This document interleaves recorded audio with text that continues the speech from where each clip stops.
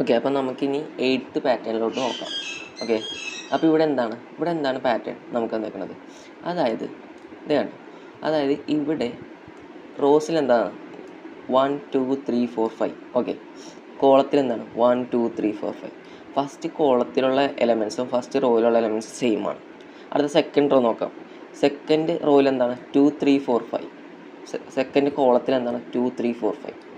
അടുത്ത തേർഡ് കോളത്തിൽ 3 4 5 3 4 5. അങ്ങനെ കോളത്തിലും റോസിലും സെയിം എലമെൻറ്റ്സ് ആണ് വരുന്നത്. അതായത് ഫസ്റ്റ് റോയിലുള്ള എലമെൻറ്റ്സ് തന്നെ ഫസ്റ്റ് കോളത്തിൽ വരുന്നു, സെക്കൻഡ് കോളത്തിലുള്ള സെക്കൻഡ് റോയിലുള്ള എലമെൻറ്റ്സ് തന്നെ സെക്കൻഡ് കോളത്തിൽ വരുന്നു. അങ്ങനെ സെയിം നമ്പർ ഓഫ് എലമെൻറ്റ്സ്, അതായത് സെയിം നമ്പർ ഓഫ് എലമെൻറ്റ്സ് അല്ല, സെയിം എലമെൻറ്റ്സ് തന്നെ റോസിലും കോളംസിലും വന്നാൽ എന്താണ് ചെയ്യേണ്ടത് നമുക്ക് നോക്കാം.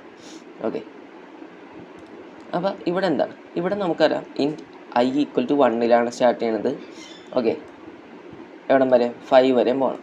ഇതെല്ലാം സെയിം തന്നെ, കഴിഞ്ഞ ക്വസ്റ്റ്യനിലൊക്കെ ചെയ്ത പോലെ തന്നെ ഇൻറ്റ് i = 1 i ≤ 5 i++. കറക്റ്റ്. ഇവിടെയാണ് മാറ്റം വരുന്നത്. അതായത് ഇൻറ്റ് j = i. കാരണം എന്താ ഞാൻ പറഞ്ഞില്ല, ഇവിടെ ജെയിലും ഐയിലും എലമെൻറ്റ്സ് സെയിം ആണ്. കാരണം ഇവിടെ 1 2 3 4 ആണെങ്കിൽ ഇവിടെയും 1 2 3 4 ആണ്, 2 3 4 ആണെങ്കിൽ ഇവിടെയും 2 3 4 5 ആണ്. അങ്ങനെ എലമെൻറ്റ്സ് സെയിം ആണ്. അപ്പോൾ നമ്മൾ എന്ത് കൊടുക്കണം? j = i. പിന്നെന്താണ് j ≤ 5. കാരണം എവിടം വരെ പോകണം? 5 വരെ പോകണം. j ≤ 5. ഓക്കെ, അതെന്താ j++. ഓക്കെ, ഇവിടെ എന്താ നമുക്ക് പ്രിൻറ്റ് ചെയ്യേണ്ടത്? j പ്രിൻറ്റ് ചെയ്യണം. j = i ആണ്. അപ്പം തന്നെ നമുക്ക് എന്ത് പ്രിൻറ്റ് ചെയ്യാം? j പ്രിൻറ്റ് ചെയ്യാം. ഓക്കെ, അപ്പോൾ ഇതെങ്ങനെ വർക്ക് ചെയ്യണം നോക്കാം. ആദ്യം തന്നെ ഇൻറ്റ് i = 1 i ≤ 5 കണ്ടീഷൻ കറക്റ്റാണ്. ഇവിടെ എന്തായി? j = i ആണ്. അല്ല, j = i എന്ന് പറയുമ്പോൾ j = 1 ആയി. 1 ≤ 5 കറക്റ്റാണ്, കണ്ടീഷൻ കറക്റ്റാണ്. അപ്പോൾ j പ്രിൻറ്റ് ചെയ്യും. അടുത്തെന്തായി? i++ ആയി. i++ ആകുമ്പോൾ എന്തായി? i++ അല്ല j++ ആവും. j++ എന്തായി? 2 ആയി. ആദ്യം ഇവിടെ 1 ആയിരുന്നു, പിന്നെ 2 ആയി. 2 ≤ 5 കണ്ടീഷൻ കറക്റ്റാണ്. അപ്പോൾ എന്ത് പ്രിൻറ്റ് ചെയ്യും? 2 പ്രിൻറ്റ് ചെയ്യും, j പ്രിൻറ്റ് ചെയ്യും. അടുത്തെന്തായി? പിന്നെയും ++ ആയി. അപ്പോൾ എന്തായി? 3 ആയി. അപ്പോൾ എന്തായി? 3 കണ്ടീഷൻ കറക്റ്റാണ്. അപ്പോൾ എന്താണ്? j പ്രിൻറ്റ് ചെയ്യും.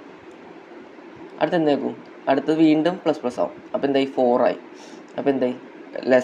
<5 കണ്ടീഷൻ കറക്റ്റാണ്. അപ്പോൾ എന്തായി? 4 പ്രിൻറ്റ് ചെയ്യും. അടുത്തത് എന്ത് ചെയ്യും? j++ ആയി. അപ്പോൾ j++ ആകുമ്പോൾ 5 ആയി. 5 ≤ 5 കണ്ടീഷൻ കറക്റ്റാണ്. അപ്പോൾ എന്ത് ചെയ്യും? 5 പ്രിൻറ്റ് ചെയ്യും. ഓക്കെ, അത് എന്താ കണ്ടീഷൻ? ഇവിടെ 6 ആകുമ്പോൾ കണ്ടീഷൻ തെറ്റി. അപ്പോൾ എന്ത് ചെയ്യും? പ്രിൻ്റലിലോട്ട് വരും. അപ്പോൾ കേഴ്സർ ഇങ്ങോട്ട് വരും. ഓക്കെ, അടുത്തെന്ത് ചെയ്യും? ഇവിടെ നേരെ i++ പോകും. അപ്പോൾ i എന്തായി? 2 ആയി. ഓക്കെ, അപ്പോൾ i = 2 ആണ്. ഇവിടെ എന്താണ്? അപ്പോൾ എന്താവും?